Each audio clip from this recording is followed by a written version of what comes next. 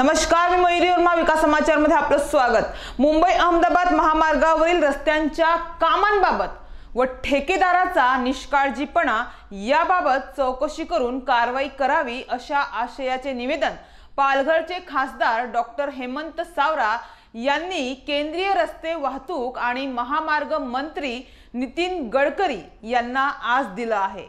मुंबई अहमदाबाद महामार्गावरील घोडबंदर रोड ते तलासरी या भागापर्यंत ठेकेदारांमार्फत निकृष्ट दर्जाचे काम सुरू असून या प्रकरणी आपण कार्यवाही करावी असे त्यांनी निवेदनात म्हटलं आहे.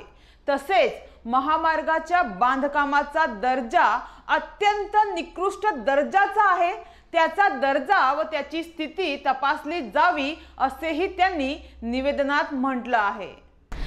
तर नितीन गडकरी हे बोलण्यात रोकठोक आहेत. जे काही कुणाला बोलायचे ते स्पष्टपणे बोलतात. जानेवारी 2023 मध्ये सांगली येथील एका रस्त्याच्या कार्यक्रमात ते स्पष्टच बोलले होते की रस्त्याच्या कामात जर गडबड कराल तर थेट बुलडोजर घालू असा सज्जड दम मंत्री नितीन गडकरी यांनी ठेकेदाराला त्यावेळी दिला होता.